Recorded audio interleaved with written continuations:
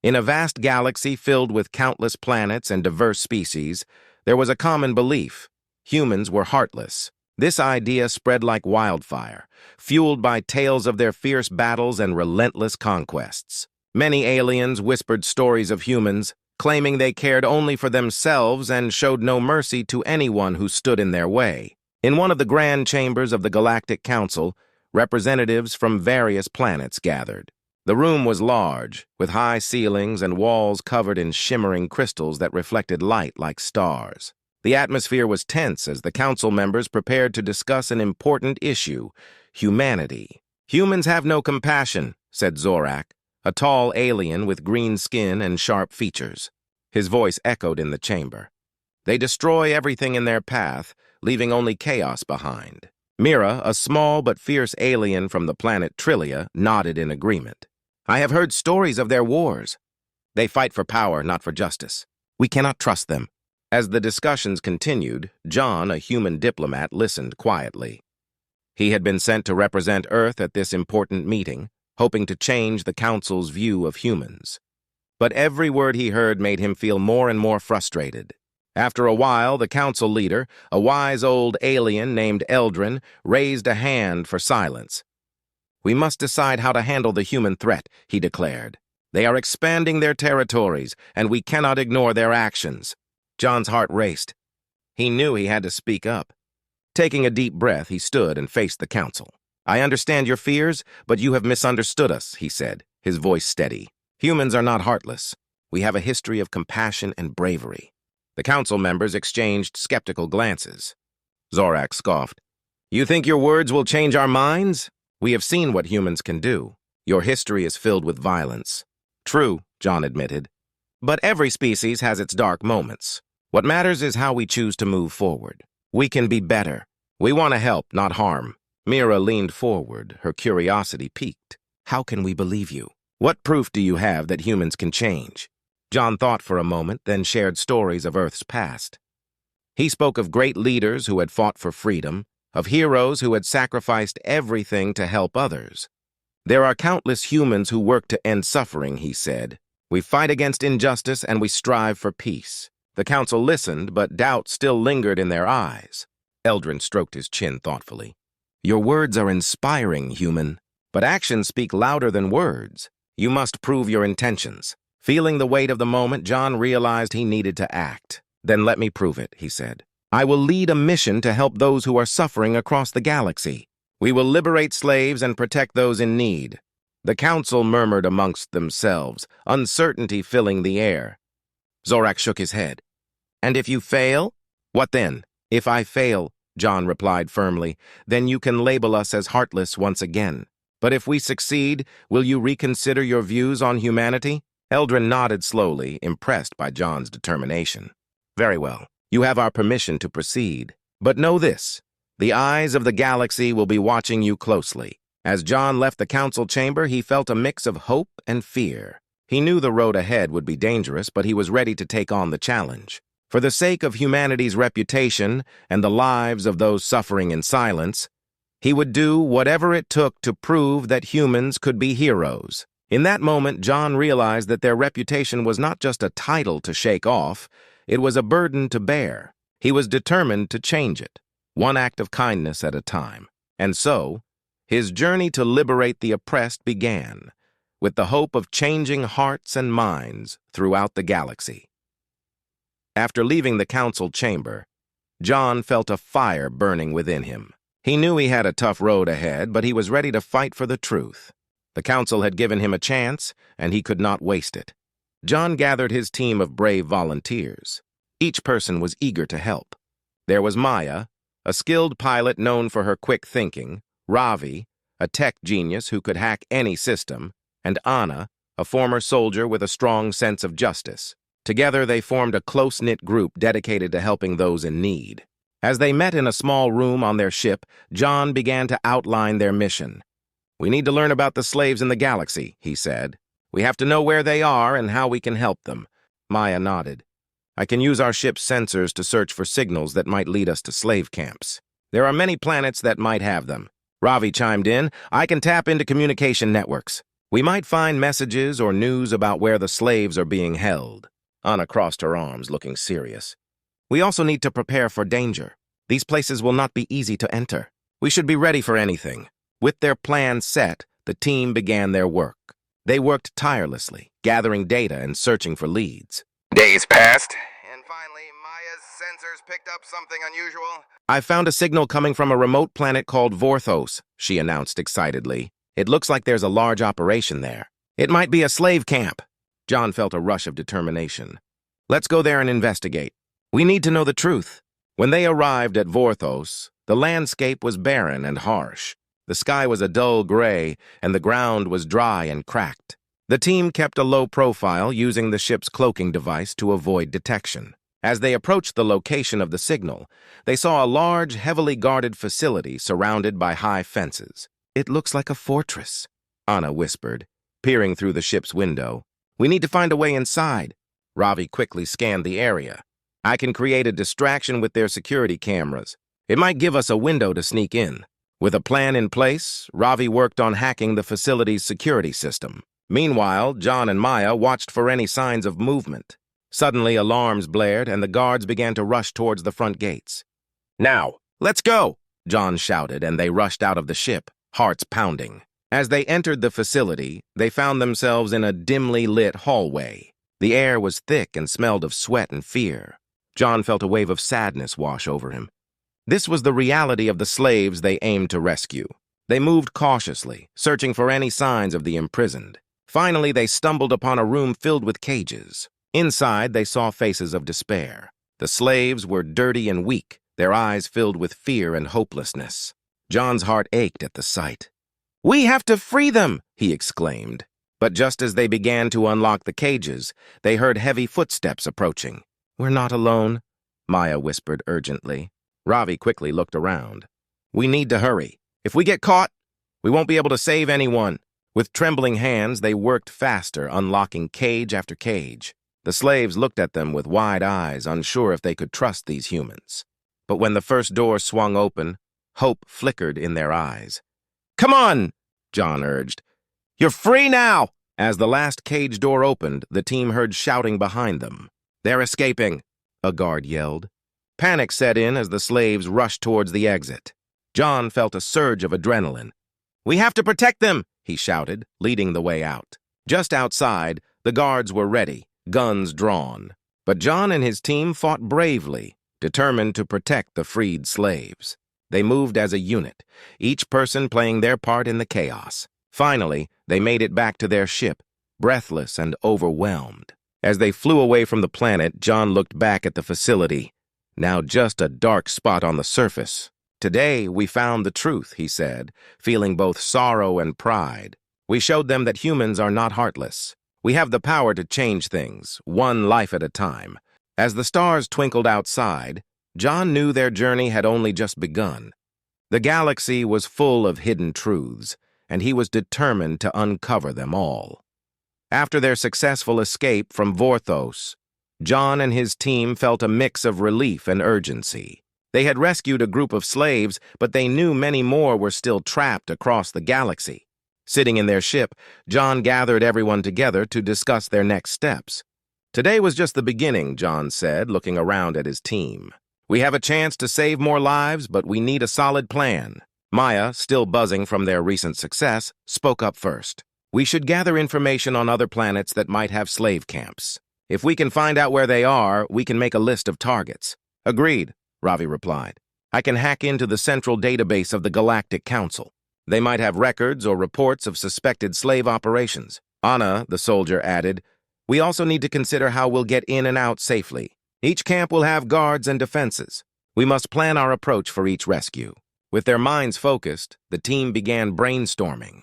They spread out a large map of the galaxy on the table, marking planets they had already gathered information on. They discussed potential slave camps on various worlds, noting the number of guards, security systems, and geographical challenges. "Look here," Maya pointed to a small planet named Crichton. "I've heard rumors that there's a large camp there. It's isolated, which means we can get in without drawing too much attention." Ravi chimed in. "I can use my skills to create a diversion at the main gate. If we can sneak in through the back, we might have a better chance of reaching the slaves. Anna leaned closer, studying the map. What about the escape route? We need a fast way to get everyone out once we've rescued them. I suggest we use a smaller shuttle, John replied. It will be less noticeable. We can land on the outskirts and keep it hidden until we need to leave. As they continued to plan, the atmosphere in the room grew tense with excitement. They were about to embark on a dangerous mission, but the thrill of doing something good drove them forward. After hours of discussion, they finally developed a detailed plan. They decided to leave for Crichton the following day. Everyone felt a mix of nerves and determination. They would not only save lives, but also challenge the perception of humans in the galaxy. The next morning, the team prepared their gear, checking weapons and supplies.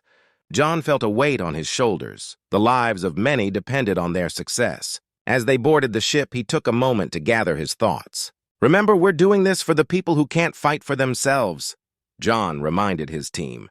Every person we save will help change the story of humans. We are not heartless, we are liberators. As the ship soared through space, the team was focused and ready. They arrived at Crichton under the cover of darkness, their hearts pounding with anticipation.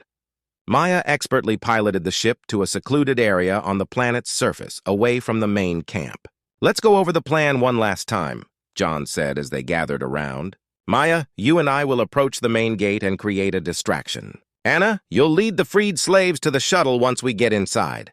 Ravi, you'll stay at the ship and monitor the security systems. If anything goes wrong, be ready to help us. With a nod of agreement, the team took their positions. John and Maya moved stealthily toward the main gate, keeping to the shadows. The camp loomed ahead, and the sound of guards chatting filled the air. Ready? Maya whispered, her eyes scanning the area. Ready, John replied, adrenaline pumping through his veins. They waited for the right moment, then made their move. John threw a small device that created a loud noise on the opposite side of the camp. The guards immediately turned their attention away from the gate. Now! John shouted, and they sprinted toward the entrance. As they entered the camp, the sight of cages filled with frightened faces hit John hard. This was the reality of their mission, and he could not turn back now.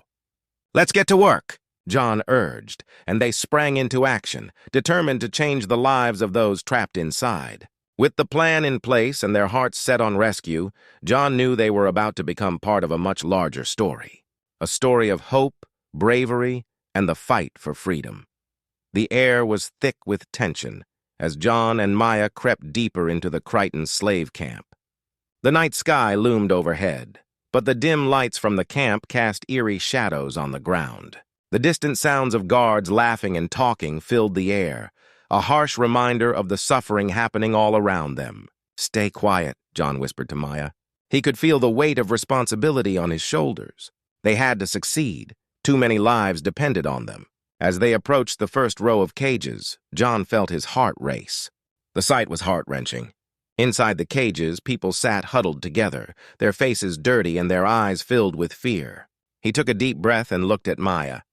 We have to be quick. Maya nodded and began to work on the lock of the first cage. With nimble fingers, she picked the lock, and the door swung open with a soft creak. The first prisoner, a young alien woman, looked up with wide eyes, unsure whether to believe she was finally free. Come on! You're safe now! John urged gently, holding out his hand. The woman hesitated for a moment, but then took his hand and stepped out of the cage. As they worked through the row of cages, freeing one prisoner after another, the reality of their mission sank in. Each person they rescued brought hope, and soon a small crowd of freed slaves gathered around John and Maya, looking at them with gratitude and confusion. But time was not on their side. John glanced toward the entrance and saw guards beginning to notice that something was wrong. He knew they had to hurry. Okay, everyone, follow me, he shouted, leading the group toward the back of the camp where the small shuttle was hidden. Stay close. As they moved quickly, Anna and Ravi appeared at the end of the corridor. Anna was armed and ready, her eyes scanning for any signs of danger. Ravi looked focused as he tapped into the camp's security system from a portable device. We're almost there, Anna called out, her voice steady and strong. Keep moving! Just then, an alarm blared throughout the camp. Red lights flashed, casting an ominous glow on their path. The guards shouted orders, their voices rising in panic. Move! Move! John shouted, adrenaline surging through him. The freed slaves began to run, fear driving them forward. "Ravi, can you disable the alarms?" Maya yelled, glancing back at him. "I'm trying!" Ravi replied, fingers flying over his device. "Just a few more seconds." John could see the guards rushing toward them, weapons drawn. They had to reach the shuttle before it was too late. "We can't stop! Keep going!" he urged the group. Finally, they reached the shuttle. It was small and unassuming, hidden behind thick bushes. John quickly activated the door and waved everyone inside. "Get in! Hurry!" As the last of the freed slaves squeezed inside, John turned to see the guards closing in. They fired shots into the air, warning them to stop. "Ravi, now!" John shouted, his heart pounding. Ravi pressed a final button on his device, and suddenly, the alarms went silent. The guards were confused for a moment, unsure of what was happening. "Let's go!" John yelled, jumping into the pilot's seat. Maya settled in beside him, ready to help navigate. With a roar, the shuttle's engines ignited. John guided the ship out of the hidden spot, just as the guards finally realized they were escaping. "Go! Go! Go!" Maya urged, watching as the guards began firing at them. John pushed the throttle forward, and the shuttle shot into the sky. They could see the camp growing smaller below them, but the guards were relentless, chasing after them in larger ships. "Hang on!" John shouted as he twisted the shuttle to dodge incoming fire.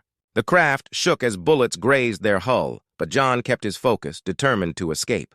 "Ravi, can you hack into their systems?" "We need to buy some time!" Maya yelled. "On it!" Ravi replied, fingers working rapidly. He began disrupting the guards' communications, causing confusion among them. As they climbed higher into the atmosphere, John felt a surge of hope. They had freed so many people, but the chase wasn't over yet.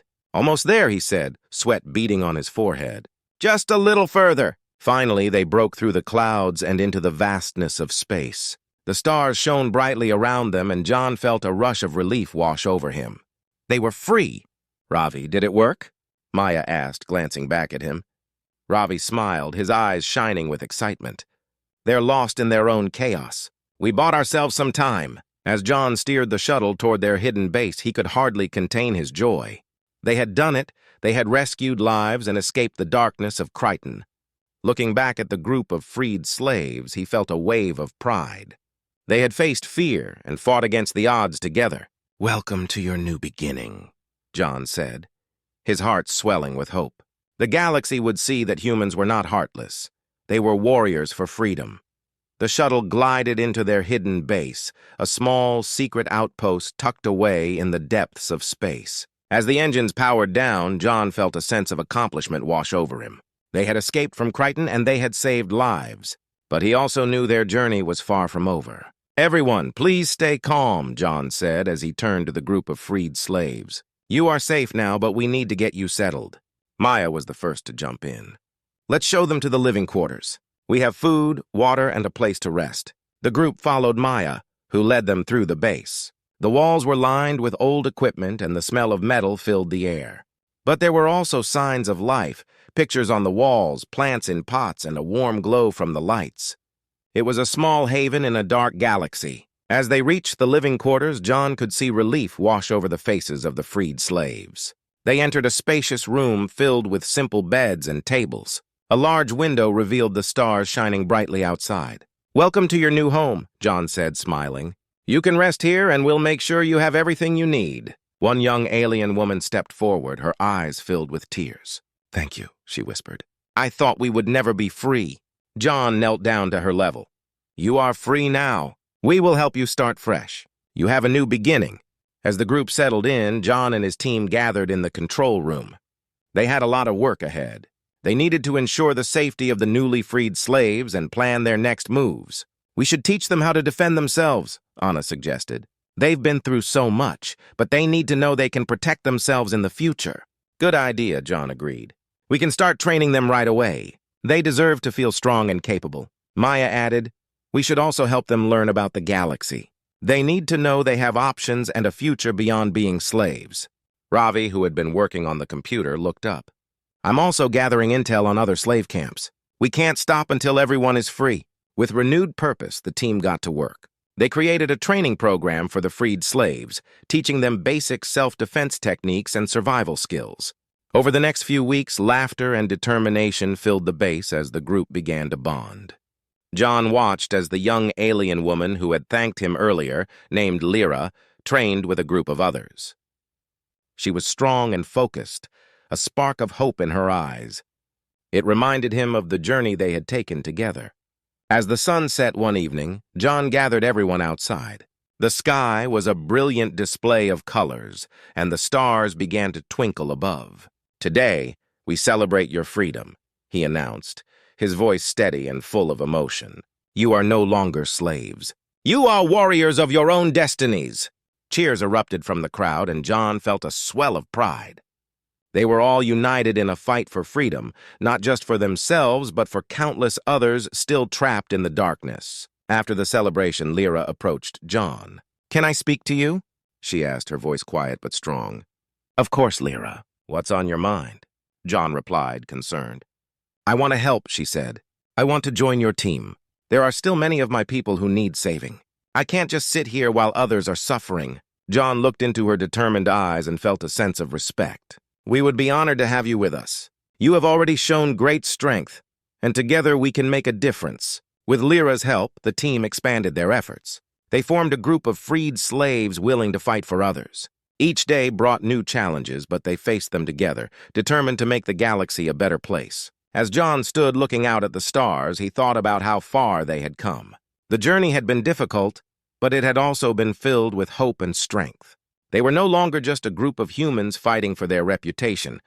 They were a family, united by a cause that would change the galaxy. "We will fight for freedom," John whispered to himself, a smile on his face. The future was bright, and together they would continue their journey toward justice and peace for all.